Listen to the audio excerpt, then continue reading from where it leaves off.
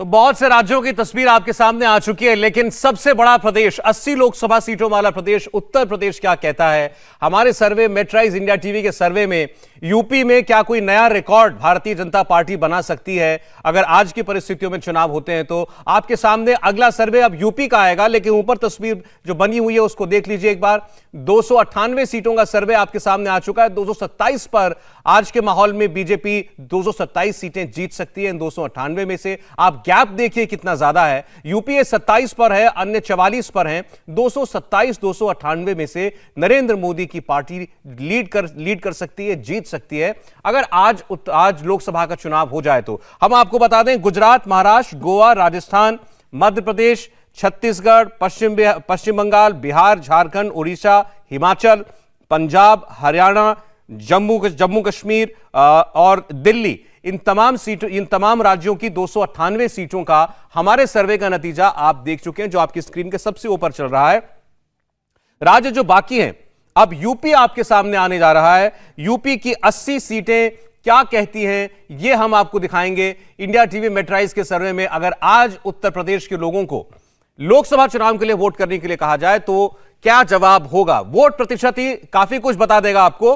2019 में उत्तर प्रदेश में लोकसभा चुनाव में 50% वोट नरेंद्र मोदी को मिले थे, और आज की परिस्थिति में चुनाव हो जाएगा, आज चुनाव हो जाए तो यह वोट परसेंट बढ़कर 52% हो जाएगा। 50% से बढ़कर 52%। अखिलेश यादव की पार्टी का वोट शेयर ही बढ़ता हुआ दिखाई दे रहा है 2019 की बनिस्बत। आज अगर चुनाव हो तो 18 से 21% वोट उनको मिलेगा। 21% तक लोग उनको पसंद करेंगे लोकसभा चुनावों में। और मायावती की पार्टी का वोट शेयर गिरता दिखाई देता है। 2019 में उनको 19% वोट मिला था, आज 12% वोट मिलने के आसार हैं। और राहुल गांधी की पार्टी को 6% वोट 2019 में मिले थे, और आज के हालात में चुनाव हो तो भी उनको 6% वोट ही मिलता दिखता है। तो वोट शेयर की तस्वीर आपने देखी, लेकिन वोट शेयर के बाद अगर सीटों की बात करें तो सीटों में उत्तर प्रदेश में 80 सीटें आती हैं, और कहते हैं उत्तर प्रदेश में जिसका बोलबाला होता है केंद्र में उसी की सरकार बनती है। प्रधानमंत्री नरेंद्र मोदी अगर आज चुनाव में जाते हैं तो 76 सीटें बीजेपी को मिलेंगी, प्रधानमंत्री मोदी को मिलेंगी। मोदी का संसदीय क्षेत्र भी यूपी से आता है, जबकि अखिलेश यादव की पार्टी समाजवादी पार्टी महज 2 सीटों पर सिमट कर रह जाएगी। इसी तरह कांग्रेस की बात करें तो कांग्रेस के खाते में भी 2 सीटें आ सकती हैं उत्तर प्रदेश से।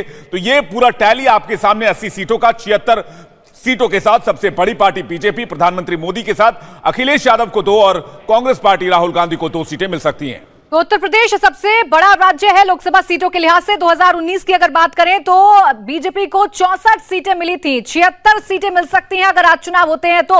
अखिलेश यादव की अगर बात करें तो लगातार नुकसान उनको हो रहा है। 5 मिली थी 2019 में, आज चुनाव होते हैं तो 2 सीटों पर कुल सिमट जाएंगे अखिलेश यादव। इसके अलावा अगर हम बात कर लें बीएसपी सुप्रीमो मायावती की, तो 10 सीटें उन्होंने जीती थी लोकसभा चुनाव में 2019 में। इस बार खाता भी नहीं खोल पाएंगी। कांग्रेस का भी कमोवेश कुछ ऐसा ही हाल है, 1 सीट जीती थी, इस बार 1 सीट की बढ़ोतरी हो रही है, लेकिन फिर भी सिर्फ 2 सीट ही कांग्रेस जीत पाएगी अगर आज चुनाव होते हैं तो।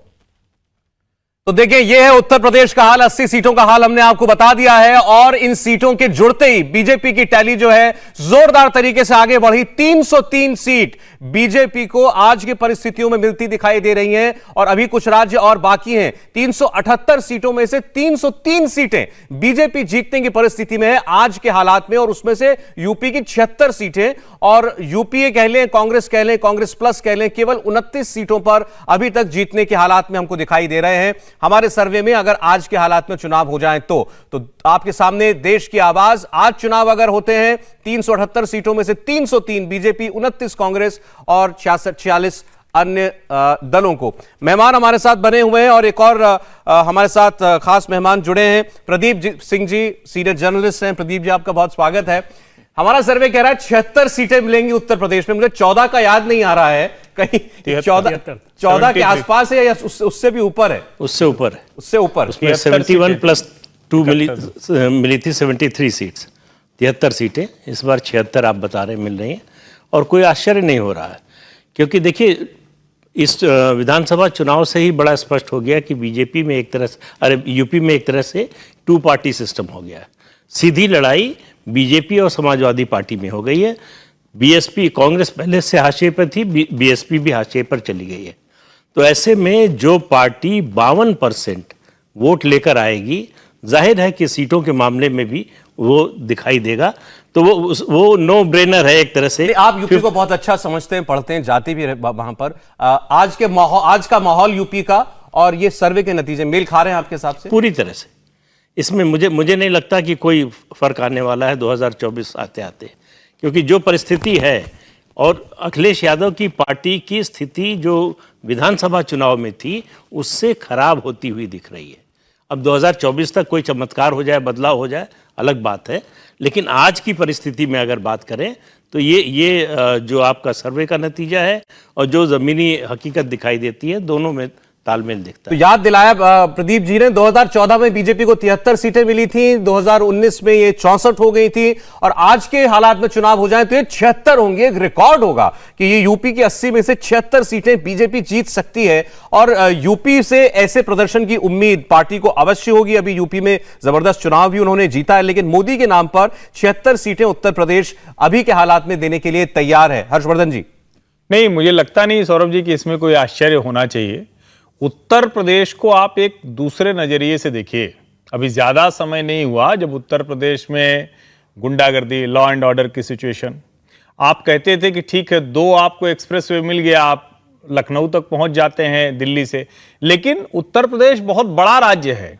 उस राज्य के हर हिस्से में आप एक्सप्रेसवे से होकर पहुंचेंगे। आप समझिए कि आप उत्तर प्रदेश, दिल्ली से आपको मध्य प्रदेश जाना है, उत्तर प्रदेश आप एक्सप्रेसवे से उतरने की जरूरत नहीं है। दिल्ली से आपको बिहार जाना है, एक्सप्रेसवे से उतरने की जरूरत नहीं। और इसके साथ जो चीजें हैं, मुझे लगता है कि जब 76 सीटें कहते हैं तो मोदी योगी का, जिसको डबल इंजन की सरकार के तौर पर देखते हैं, उत्तर प्रदेश में ये दोनों ब्रांड और मजबूती से काम करते दिखते हैं। और यहां के लोगों को लग रहा है लंबे समय के बाद कि हां, देश में हमारी सरकार है, हमारे नेता हैं। तो मुझे लगता है कि जैसे गुजरात रिएक्ट कर रहा था पिछले 2 चुनावों से, उसी तरह से इस बार 2024 के चुनाव में उत्तर प्रदेश भी भारतीय जनता पार्टी और मोदी के साथ खड़ा दिखेगा। ये बहुत बड़ी बात होगी। जैसा हमने आपको बताया, हमारा सर्वे लोकसभा चुनाव को लेकर है। अगर आज चुनाव हो जाएं तो यूपी में रिकॉर्ड बना सकती है भारतीय जनता पार्टी, 76 सीटें जीत सकती है 80 में से। इस वक्त हमारे साथ जुड़ रहे हैं उत्तर प्रदेश के डिप्टी सीएम केशव प्रसाद मौर्य जी। केशव जी, बहुत बहुत स्वागत है आपका इंडिया टीवी पर। देखिए, आज अगर देश में लोकसभा चुनाव होते हैं तो इंडिया टीवी का सर्वे यह कह रहा है कि एनडीए को आपको 76 सीटें मिलेंगी, यानी 14 से भी ज्यादा। इस सर्वे को लेकर क्या कहेंगे? नहीं, निश्चित तौर से आपके सर्वे का हम स्वागत करते हैं, और हम लगातार ये कहते भी रहे हैं कि 2024 के लोकसभा चुनाव में माननीय श्री नरेंद्र मोदी जी को फिर से देश का प्रधानमंत्री बनाने के लिए यहाँ के जन मन में जो गूंज रहा है वो 75 प्लस गूंज रहा है, और आप 75 प्लस का नंबर लेकर के आए हैं। मैं इसके लिए धन्यवाद करता हूँ, लेकिन कहो विरोधियों का खाता भी ना खुले तो कोई आसर इसलिए मत करिएगा, क्योंकि जनता का भरोसा मोदी जी हैं, गरीब का भरोसा मोदी जी हैं, महिलाओं का भरोसा मोदी जी हैं, भ्रष्टाचार खत्म करने की गारंटी मोदी जी हैं, सीमाओं की सुरक्षा मोदी जी हैं, किसानों की आमदनी बढ़ाने का जो लक्ष्य पूरा करने का विश्वास मोदी जी हैं। और इसीलिए मैं कहता हूं कि विश्वास करो तुम मोदी पर। यह नवयुग के निर्माता हैं, ऐसे नेता इस धरती पर एक बार ही आते हैं। तो यह मोदी जी के प्रति जो देश का भरोसा है, नौजवान का भरोसा है, बड़े बुजुर्गों का भरोसा है। गांव के अंदर कोई गरीब से गरीब परिवार में जाइए, सबका साथ सबका विकास का मंत्र गांव गली गलियारे में आज गूंज रहा है। और इसका ही प्रभाव है कि लगातार भारतीय जनता पार्टी की विजय यात्रा जारी है। और विजय प्राप्त करने के बाद भारतीय जनता पार्टी ने कभी यह नहीं किया कि सरकार बन गई तो अब ऐश करो, सत्ता का सुख भोगो, बल्कि सरकार की शपथ के तत्काल बाद जो फिर से दूसरी पारी शुरू हुई, जैसे तो दूसरी पारी में उसी रफ्तार से नहीं बल्कि उससे और अधिक रफ्तार से।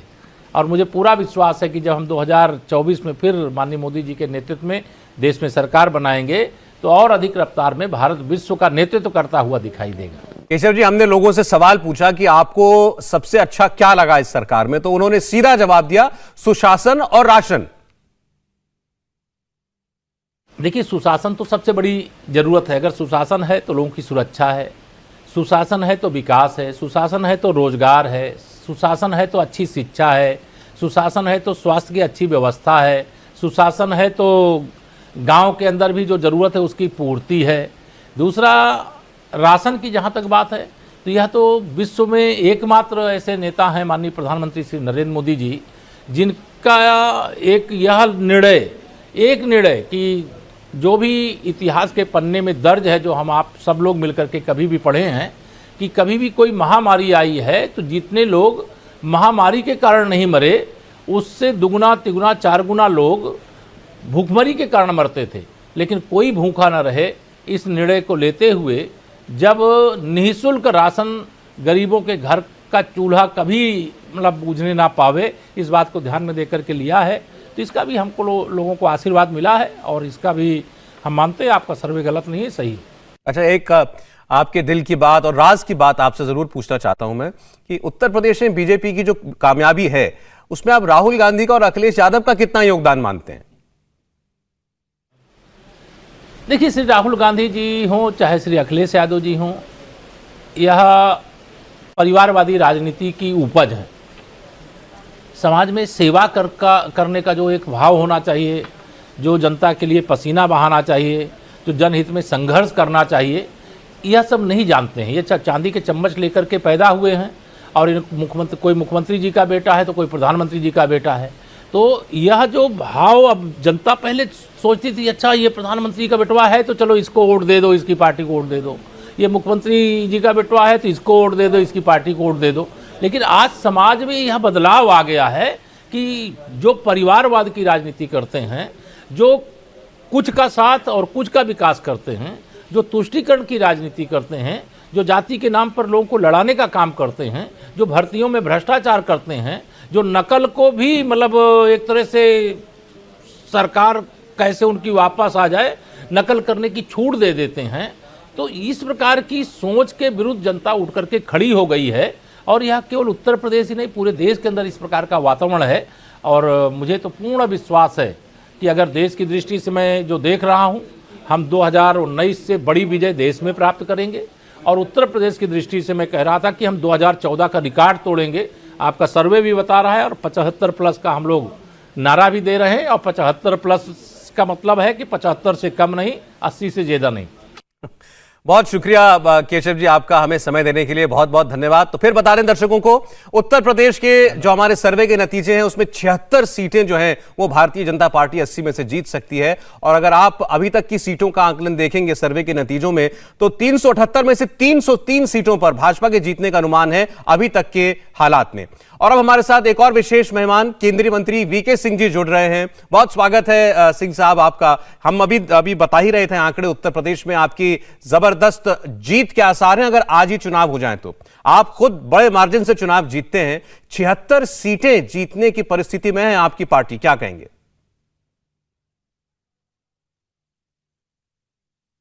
देखिए, जिस दिन से मोदी जी की सरकार आई है 2014 से, आपने अगर ध्यान से देखा होगा, इस सरकार की 4-5 चीज़ें रही हैं जो कि मोदी जी के द्वारा जनता तक पहुंची हैं। पहली है कार्य की डिलीवरी। जो कार्य बोला जाता है वो कार्य समयबद्ध तरीके से होता है। दूसरी चीज़ है भ्रष्टाचार के ऊपर रोकथाम, डिजिटाइजेशन, उसके द्वारा पारदर्शिता लाना, उसके द्वारा ये इंश्योर करना कि हर चीज़ सामने दिखाई दे। इन सब का बहुत कामकाज के ऊपर फर्क पड़ता है, लोगों के अंदर विश्वास बढ़ता है सरकार के ऊपर। तीसरी चीज़, जितनी भी योजनाएं मोदी जी ने गरीबों के लिए, वंचितों के लिए, शोषितों के लिए, युवाओं के लिए, किसानों के लिए जो बनाई हैं, उन सब का लाभ सबको दिखाई दिया है। उन सब का लाभ दिखाई भी दिया है, उसका असर भी दिखाई दिया है।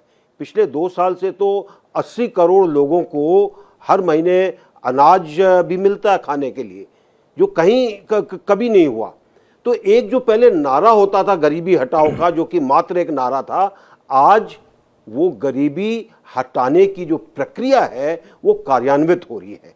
इससे लोगों के अंदर विश्वास बढ़ा है।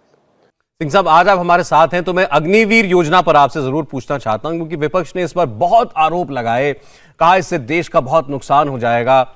लेकिन सर्वे के अंदर जब हमने जमीन पर जाकर लोगों से पूछा कि स्कीम से क्या वाकई कोई नुकसान होने जा रहा है, तो उन्होंने कहा कि इस स्कीम तो अच्छी है ही, इससे बीजेपी को भी बहुत फायदा होगा। अगर आप लोगों को पैसे देकर या लोगों को गुमराह कर या लोगों को भावनात्मक तरीके से एक पॉलिटिकल पार्टी के रूप में, बिहार में क्या कहा लोगों ने, हम तो जी पप्पू जी के इलेक्शन के लिए इकट्ठे हुए थे, या हमको तो बोला गया था कि ये अभी इलेक्शन आने वाले हैं इसलिए चलो जाके थोड़ा सा दंगा करके आओ। ये लोगों की भावना नहीं थी। अगर लोग इतनी बड़े तादाद के अंदर इस योजना के अंदर आगे आ रहे हैं तो उनको पता है कि ये योजना ठीक है। 10वीं पास एक लड़का या लड़की या 12वीं पास एक लड़का या लड़की आते ही उसको अच्छी तनख्वाह मिलने लगे, 4 साल के बाद उसके पास 25-30 हज़ार रुपये अगर हो जाएं, जिससे अगर वो चाहे तो अपना काम शुरू कर सकता है, नहीं तो मेहनत कर इसी काम के अंदर दोबारा लगा रह सकता है, या जब वो लेटरल ट्रांसफ़र होगा पुलिस के अंदर या अर्धसैनिक बलों में या और किसी बल के अंदर, वहाँ पर उसकी नौकरी पक्की है। इससे बढ़िया क्या चीज़ हो सकती है? लेकिन विपक्ष कभी ये नहीं बताएगा। विपक्ष सिर्फ ये कहेगा कि नहीं जी आपको तो 4 साल, अरे 4 साल के बाद किसी को पेंशन नहीं मिलती फौज के अंदर, किसी को भी। हमारे यहाँ 17 साल का कलर सर्विस का नियम है, 17 साल के बाद पेंशन मिलती है। ऑफिसर को 20 साल के बाद पेंशन मिलती है, इससे पहले जो चला जाता है उसको पेंशन नहीं मिलती। जन साहब, अभी अग्निवीर पर बात कर ही रहे हैं तो जो सर्वे का नतीजा था इस सवाल को लेकर वो दर्शकों को एक बार फिर से दिखा देते हैं। सवाल सीधा था कि इस योजना का ग्रामीण भारत पर क्या असर पड़ेगा, क्या इससे बीजेपी को कोई सियासी नुकसान हो सकता है? तो उसका जवाब था कि बीजेपी को इसका फायदा ही मिलेगा। 22% लोगों का मानना था कि नुकसान होगा, 51% लोगों ने कहा कि इससे बीजेपी को सियासी लाभ होगा और स्कीम के से सहमत थे। अधिकांश लोग इस स्कीम को अच्छा मान रहे थे। तो जनरल साहब, इसका मतलब एक ये भी है कि जो सफाई आप लोगों की सरकार की तरफ से दी गई इस स्कीम को लॉन्च करने के बाद, वो आप लोगों तक पहुंचाने में, उनको समझाने में कामयाब हुए। देखिए, मैं ये कहता हूं कि ये अग्निपथ स्कीम को आने दीजिए, चलने दीजिए, इसके फायदे अपने आप दिखते चले जाएंगे। जिस फायदे की बात की जा रही है उन फायदों के बारे में कारगिल के युद्ध के बाद सोचा गया था। उसके बाद एक अलग कमेटी बनी, एवी सिंह कमेटी बनी, अजय विक्रम सिंह कमेटी, उसके बाद शिकेटकर कमेटी बनी। ये कमेटियां इन चीज़ों के ऊपर विचार मंथन कर चुकी हैं, उसके बाद ये चीज़ लाई गई है। और असली इसकी अहमियत तब पता चलेगी जब कुछ साल हो जाएंगे। कोई भी चीज़ आप ये कहेंगे जी कल मैं बटन दबाऊंगा, आदमी आएगा, उसका पता चल जाएगा कि उसको अच्छा लगा कि नहीं लगा। अरे भाई, उसको पहले नौकरी तो करने दो, 4 साल का एक बैच निकलने तो दो, 4 साल के बाद जो 25% और जो हमने लेने उनको लेने तो दो, उसके बाद ही पता चलेगा ना कि इसकी अच्छाई क्या है। और इसके अंदर अच्छाई ही अच्छाई है, कोई बुराई नहीं है। लेकिन एक बात तो है, देखिए, अब ये सर्वे जब हुआ तो आपकी सरकार के 8 साल पूरे हो चुके हैं, तो ऐसे में बहुत सारे लोगों को और खासकर विपक्ष को आश्चर्य होता है, क्योंकि लोगों का इतने लंबे समय तक किसी नेता पर, इस केस में प्रधानमंत्री मोदी पर विश्वास बने रहना। और अब सवाल ये भी होगा, ये पूछा जाता है कि कितने समय तक आप इसको कायम रख पाएंगे, क्योंकि आप लोग तो अमृत काल की बात करते हैं, 2047 तक का प्लान बनाकर बैठे हैं भारत के लिए। देखिए, मैं एक बात बहुत खुलकर कहना चाहूँगा। मोदी जी के अंदर हमको एक ऐसा नेता मिला है जिसकी विस्तृत सोच है, जो बड़ी तस्वीर को देख सकता है और जो हर योजना को, हर चीज़ को बारीकी से भी देखता है। ये ऐसा कॉम्बिनेशन नहीं मिलता। बहुत से लोग हैं जो बारीकी चीज़ों के अंदर फंस जाते हैं, बहुत से लोग हैं सिर्फ ऊपर की चीज़ों के अंदर रह जाते हैं। यहाँ पर एक ऐसा हमारे पास नेता है जो दोनों चीज़ों को लेकर चलता है, और इसलिए जो पूरे अमृत काल के लिए उन्होंने एक भारत की एक आगे बढ़ने की एक योजना जो बनाई है, वो मुझे पक्का इसके ऊपर भरोसा है कि वो सफल होगी। और जब हमारे 100 साल पूरे होंगे, हम विश्व के अग्रणी देशों के अंदर होंगे, अग्रणी देशों के अंदर। तो जनता विश्वास क्यों ना करे, अगर इसके अंदर जनता का भला होगा तो। देखिए, हर चीज़ जब चलती है, पुराने ढर्रे को साफ करने के लिए समय लगता है, पुराने सिस्टम के अंदर बदलाव लाने के अंदर समय लगता है।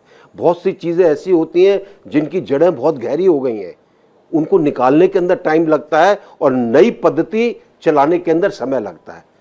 चल रही हैं चीज़ें। आज जो राजनीति है वो राजनीति विकास की गति और उसकी समयावधि के ऊपर चलती है। ये पुराने जो नारेबाजी होती थी उसके ऊपर नहीं है। सब चीज़ जनता देखना चाहती है, डिलीवरी देखना चाहती है, जनता बहकना नहीं चाहती। तो जो इन चीज़ों को कर सकता है उसके ऊपर विश्वास होगा। जो आपका विकास करता है, जो आपके इलाके के अंदर बढ़ोतरी करता है, जो आपको जो चीज़ उसने बोली है वो करके दिखाता है ज़मीन पर, उसके ऊपर विश्वास करोगे, या जो हवा में बात करता है उस पर करोगे। बीके सिंह जी, जनरल साहब, बहुत शुक्रिया करूंगा फिलहाल आपका, आपने हमें समय दिया। बहुत बहुत धन्यवाद आपका। धन्यवाद आपका। इंडिया टीवी हर वक्त हर जगह डाउनलोड करने के लिए सर्च करें India TV news Google play store या ऐप स्टोर पर।